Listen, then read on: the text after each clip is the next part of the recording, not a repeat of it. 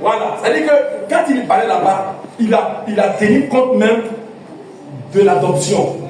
Donc il a parlé comme ça à tout le monde. Il a parlé à tout le monde. Mais au verset 22, il va maintenant se tourner vers son peuple naturel. Et il y a un contrat entre eux. Ce qu'il a lu, c'est la loi de Moïse. Or nous, nation, on était sans propriétaire. Si on peut le dire comme ça. On était livrés à nos baillets, à nos rivières, à nos bois. Et à nos vautours et autres. C'est pourquoi, quand il finit ce paragraphe des trois versets, au 4e verset qui est, il ouvre un autre paragraphe. Il va dire, souvenez-vous de Moïse, mon serviteur, par rapport aux prescriptions de l'alliance que je vous ai laissée. Donc, au verset 23, il dit, je vous enverrai, il dit, avant la venue du Seigneur, du jour du Seigneur. Avant. Et, effectivement, bien aimé, pourquoi?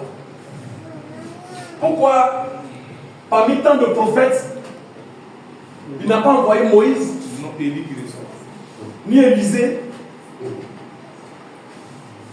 Oui, parce que Moïse était prophète. Élisée aussi était prophète. Jérémie était prophète. Daniel était prophète. Frère Michel, pourquoi c'est?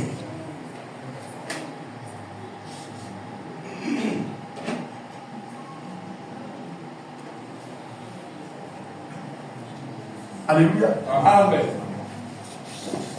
Pour comprendre pourquoi c'est Élie, on va retourner dans la vie d'Élie.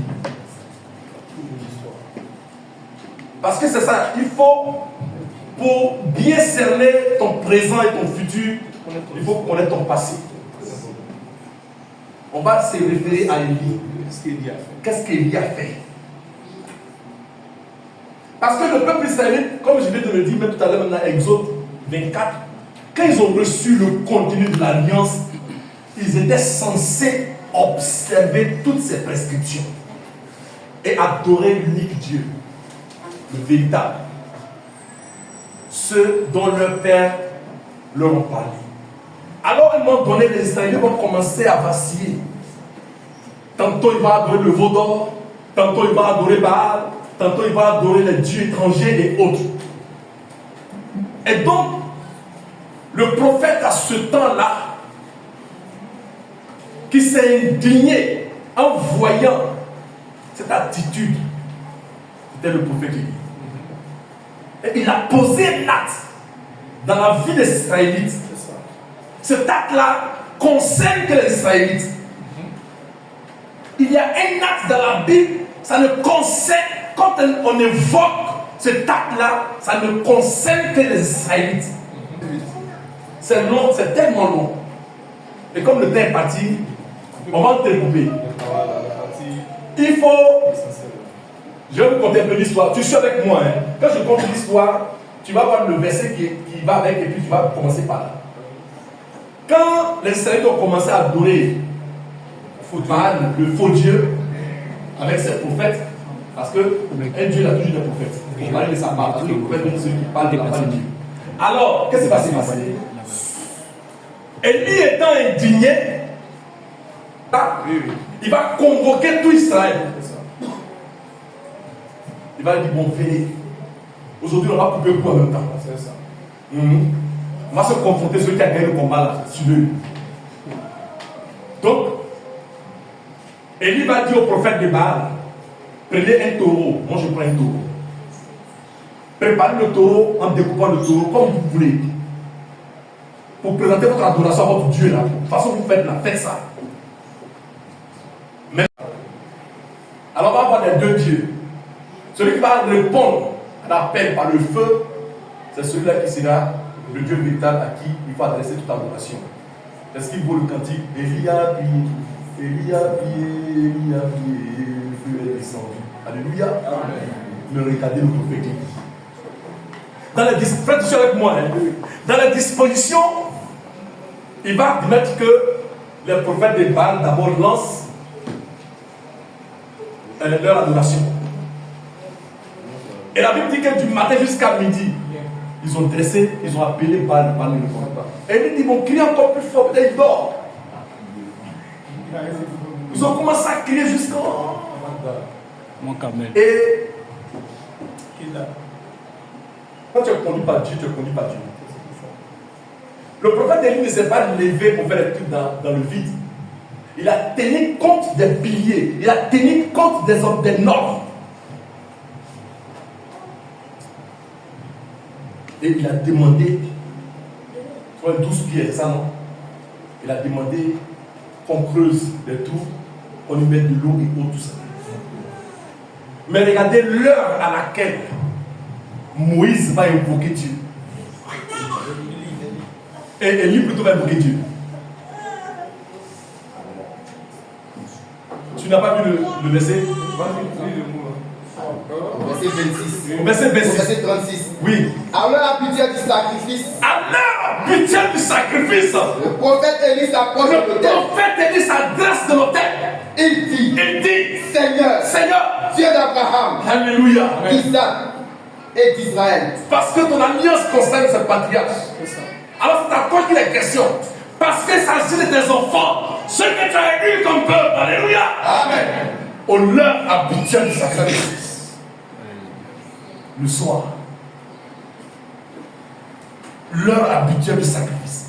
On ne se lève pas pour faire n'importe quoi. C'est pourquoi on vous donne des directives, suivant les instructions, vous ne les suivez pas. Oh, merde.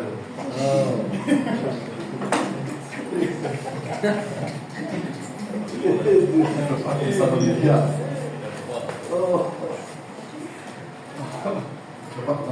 Verset combien? Verset 36. Oui. À l'heure habituelle du sacrifice. L'heure habituelle du sacrifice. Le prophète Élie s'approche de l'autel. À l'heure habituelle. Parce qu'Élie sait que ça s'appelle que Dieu descend. Et regardez, depuis même Éden, c'est le soir que Dieu vient rendre à temps. Dieu, il a ses causes. Et donc, voilà l'acte que Élie le prophète va poser. Qui va Élie a prié, l'eau n'est pas tombée. Ça, c'est aussi notre enseignement. Mais ça n'a pas trop marqué le plus précis. Non. Mais ça, Élie a prié, le feu est descendu. La Bible dit que le feu a consumé même l'eau qui était dans les creux. Et ça a frappé positivement le peuple israélite. On appelle ce tâte-là, vous savez comment on appelle ce tâte-là? On appelle ce tâte-là comment?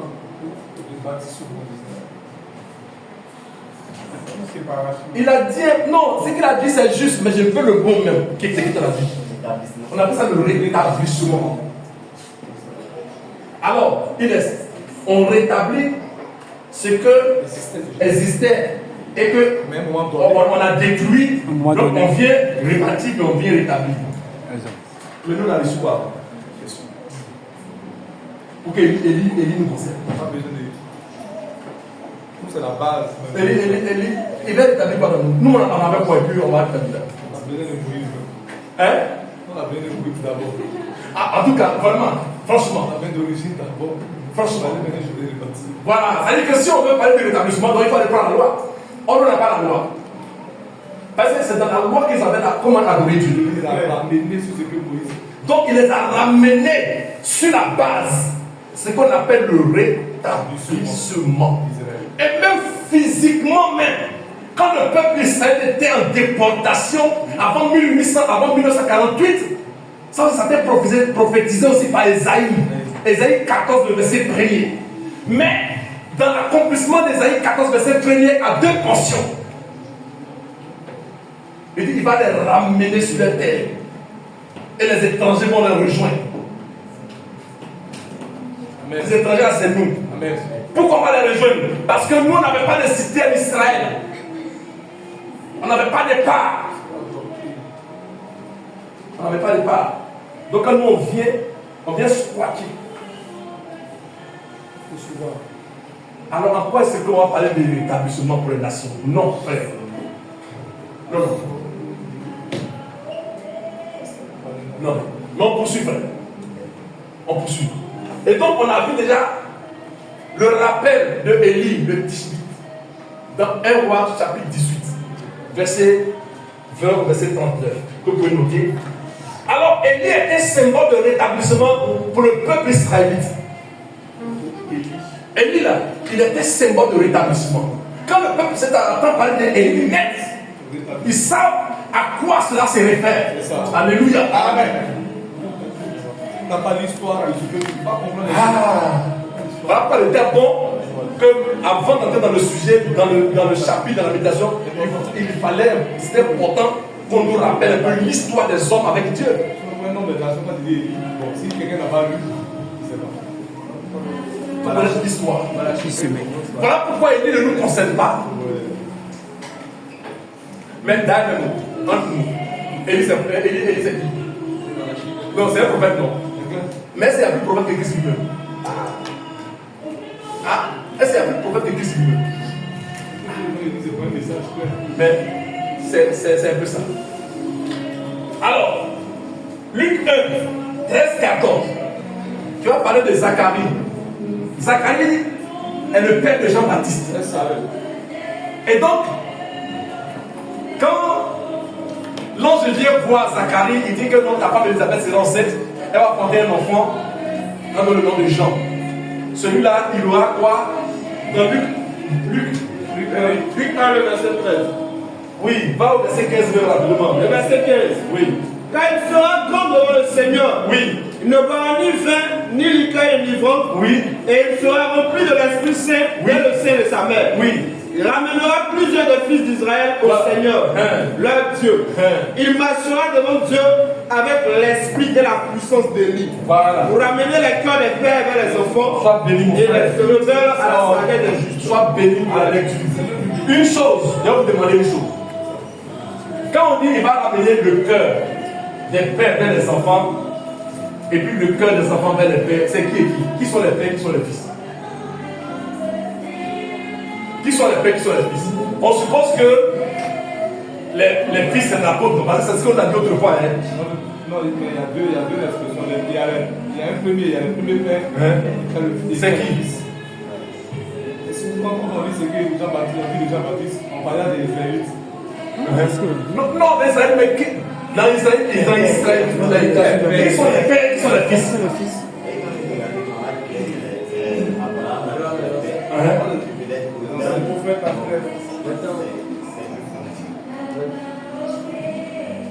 Non, par exemple, il veut savoir quelque chose. Hein? Parce qu'en fait, William Branham, il reconnaît que c'est deux portions. Qu'il y a une portion qui concerne véritablement Jean-Baptiste.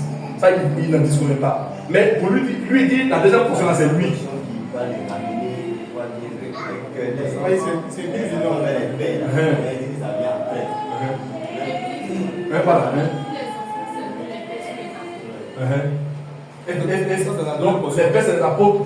Nous sommes les enfants. La foi des apôtres. J'en ai pas les rétablissements. J'en ai ramené peut-être ceux qui sont de sa génération à ce que les apôtres ont prêché. Comme c'était perdu. C'est lui qui son message. Son message, c'est où? C'est écrit où? Voilà. En fait, moi, je cherchais le mot. Son message, c'est écrit où? C'est pourquoi les branhamistes là, elle est là. Il y a des branhamistes occultes comme ça, ils sont occultes là. C'est des brochures de Branham qui sont. Ils ont des bouquets comme ça, des brochures de Branham. Rose-Croix. Et ils lisent. Voilà ce que le prophète a dit. Aujourd'hui, Branham, dans cette doctrine de Branham là, ça engendre les franquistes. Et ils sont là au Koweït là. Quand tu vas, quand on est au Koweït là, même avant d'arriver même au Koweït, il y a un temple qu'on appelle les luthériens. Parce que si vous voulez la branhamisme, il y a les luthériens qui sont là. Bon, donc entre les luthériens et les branhamistes là, qui a raison actuellement? C'est ce qu'ils disent, non? Bon, aujourd'hui, et les franquistes. Les deux encore. Le même système de la philosophie. Oui, non. Et quand vous finissez. Maintenant, moi, je veux savoir le contenu du message de Branham, c'est quoi? Parce que qu'est-ce que Branham a dit que Paul n'a pas dit? Je voudrais dire ici que vous savez, tout simplement parce que nous, les Africains, on ne lisait pas, c'est tout. C'est tout. Sinon, femme ne prêche pas, c'est pas Branham qui a dit ça. Oui, c'est Branham qui a dit ça. Femme ne prêche pas, c'est Branham qui a dit ça. Est-ce que c'est le salut par la foi, et c'est Branham qui a dit ça. Donc il a quel message? Hein? Mais c'est écrit dans la Mais la polygamie, c'est Branham qui a inventé ça. Moïse a bien expliqué. Ça, Moïse a bien expliqué. Même Paul ne m'en parle. Oui, il n'y a pas de souci. Parce que c'est ça qui va fonder sa crédibilité. Bien de sa génération, c'est peut-être qu'il était le premier à parler de ça. Oui, il croit bien. Mais c'est ce que tu dois aussi croire. On ne le sait pas. Oui, frère. Il y a un message phare même. Oui. Il s'est focalisé sur le péché originel parlant de Ève qui a touché la pomme. Quelle pomme? Il s'est focalisé dessus. Il disait que les gens enseignaient le fond parlant de pommes. En réalité, pour lui, il y a eu rapport sexuel dans les jardins. Jamais. C'est lui, hein. Donc, Jamais. D'après lui, c'est un mystère aussi. On va enseigner ça. Jamais, frère. Jamais. Je vous dis jamais, jamais. Si on enseigne que vous n'êtes pas d'accord, vous pouvez partir. Jamais. Non, moi ici, là, en ce qui concerne les écritures, là, moi je suis très rigide là-dessus. J'aime bien l'homme, j'aime bien les frères et sœurs. Mais moi, il y a une chose que je ne monnais pas, que je ne mendie pas, que je ne trompe pas. Je dis bien jamais. Jamais. Jamais, jamais de la vie. Il n'y a pas eu acte sexuel dans le jardin d'Éden. Jamais. Avant, on nous avait croit que serpent a couché avec Ève. Ensuite, Adam a couché avec Ève. Donc les enfants qui sont nés sont des jumeaux, mais pas même père. Parce que dans le monde ça existe, scientifiquement ça peut exister. On nous a fait croire ça, mais c'est faux. Ça n'a pas besoin de. C'est faux. Le truc est spirituel. C'est faux. La première bénédiction même qui leur donne la servitude. C'est faux. On va enseigner ça, on va enseigner ça, on va revenir là-dessus. C'est ça qui sera le mystère. C'est faux. C'est faux. C'est quasi faux. Ils vont prendre des versets, oui, la femme elle mange, elle essuie sa bouche. Non, on connaît tous les versets. Maintenant, c'est ce qu'Élie a dit fait. C'est à faire le mystère déjà. Voilà, là encore.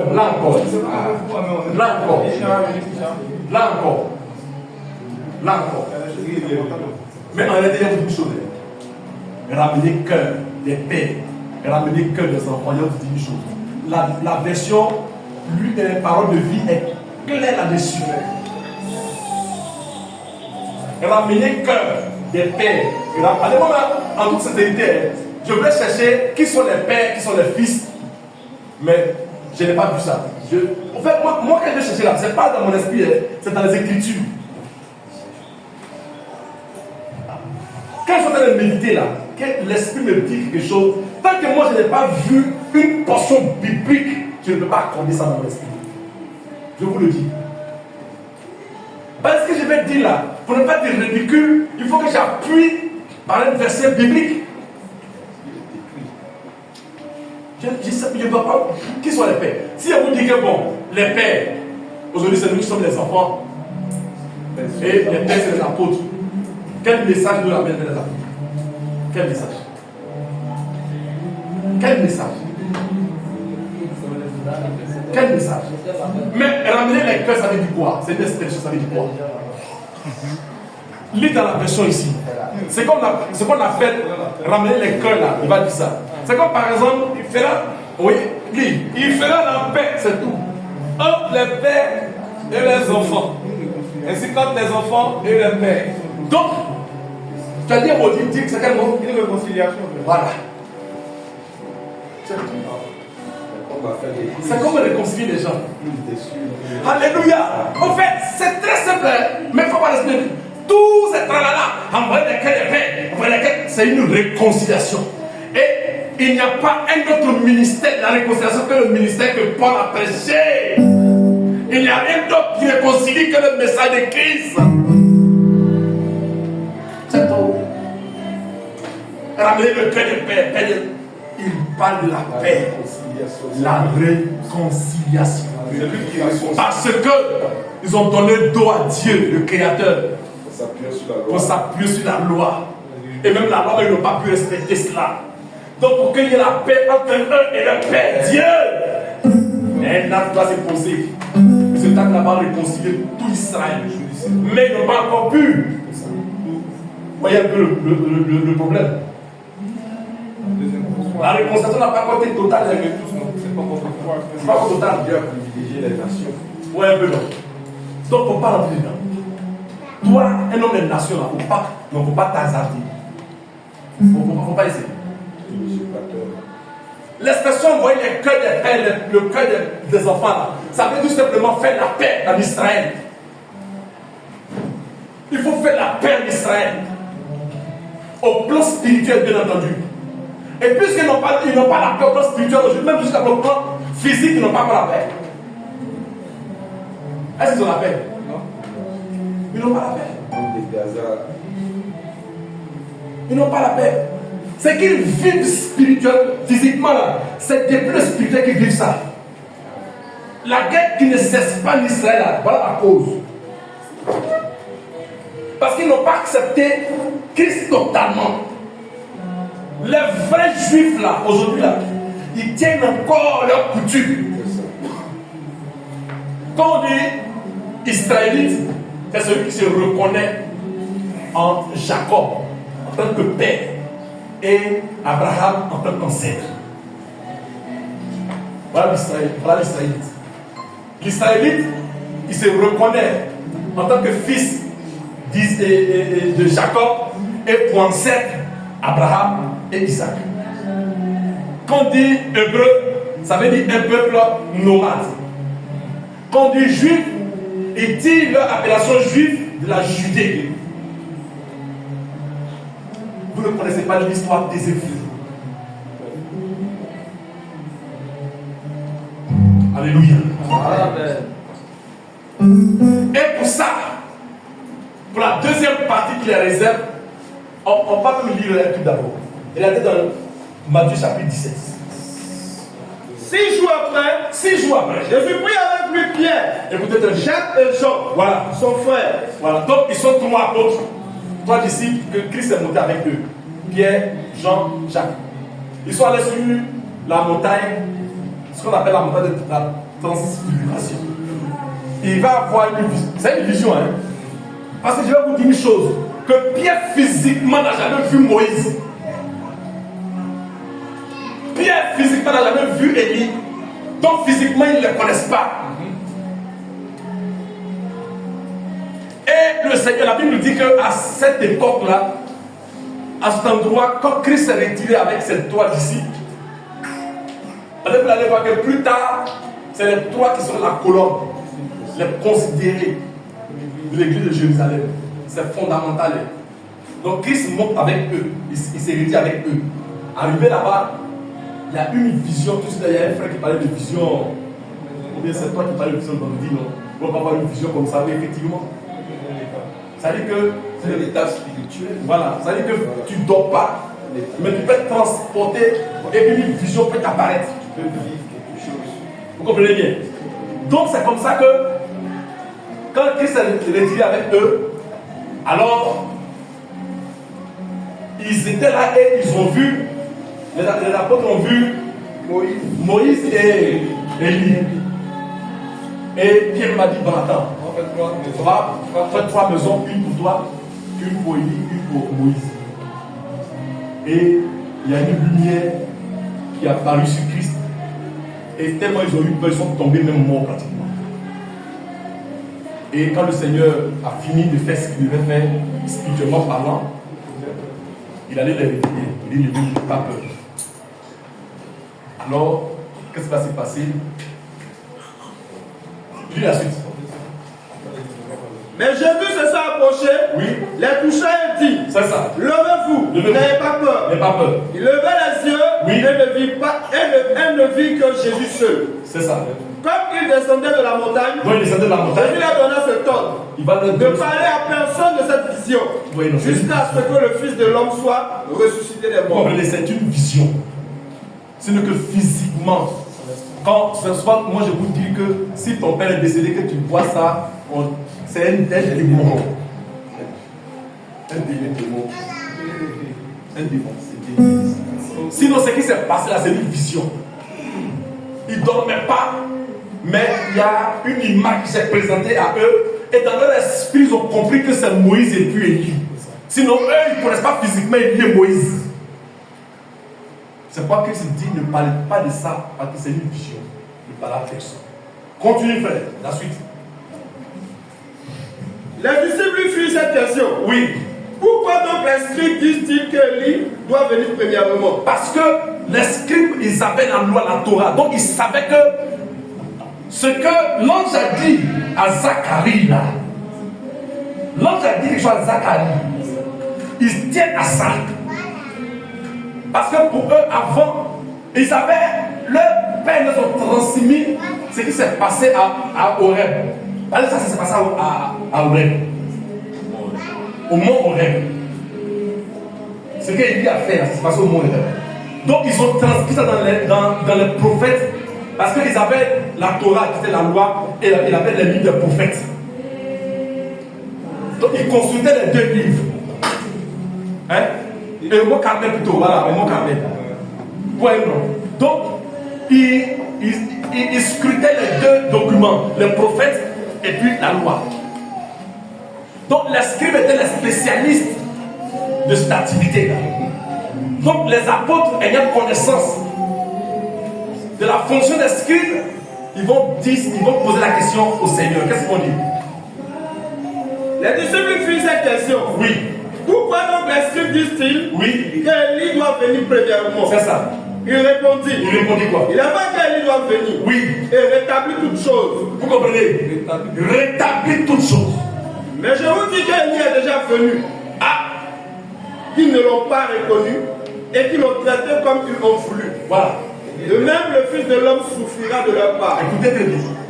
Les disciples comprirent alors. Alors ils vont comprendre qu'il parlait de Jean-Baptiste. Il s'agissait de l'évêque Jean-Baptiste. Donc, il est déjà venu. C'est l'esprit.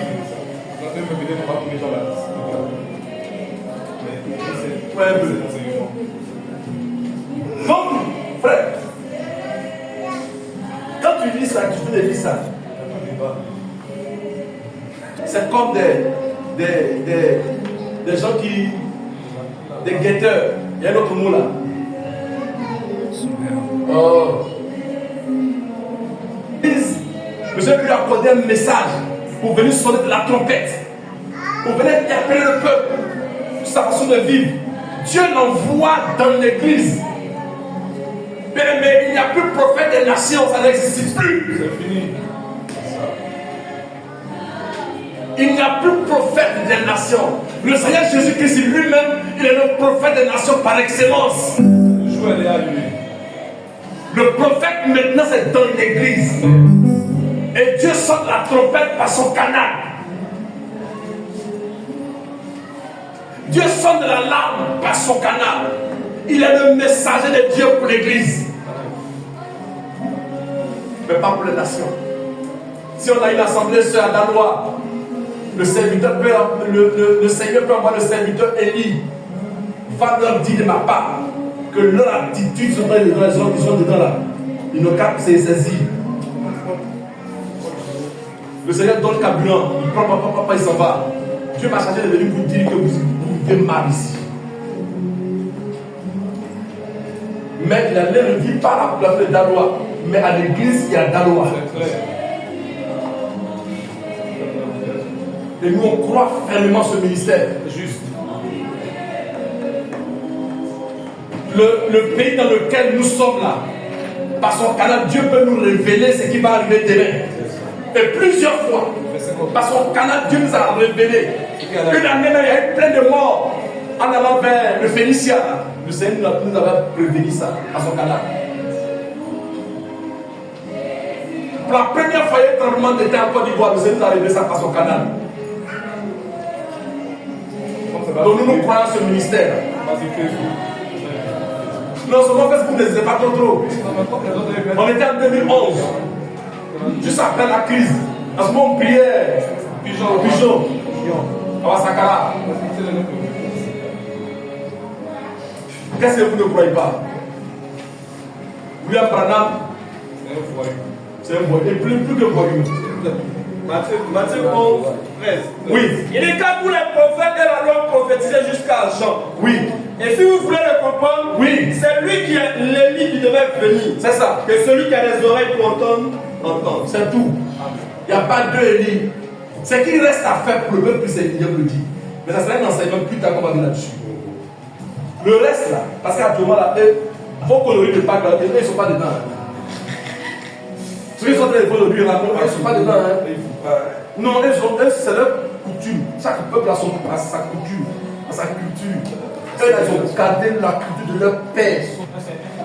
Hébreux 3, 1. Hébreux 3, partie du premier verset. Non, ou bien Hébreux 1, 3. Hébreux 1, 3. J'ai un verset. Écrit, étant le reflet de sa gloire, Oui. et l'empreinte de sa personne, Oui.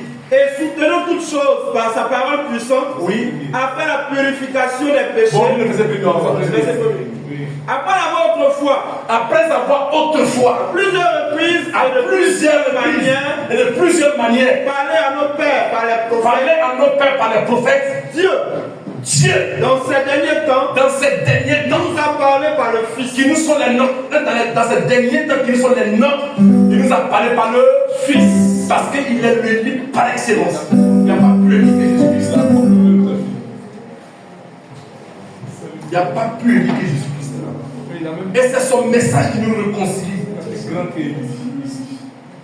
Et lui l'a dit, il y a plus grand qu'Élie. Bien aimé, quand on parle de l'établissement, vous reconnaissez une chose, ce n'est pas les nations. Parce que nous, on n'avait rien pour établir. Nous, on nous a adoptés simplement. Donc, si la question, on va le prendre rapidement.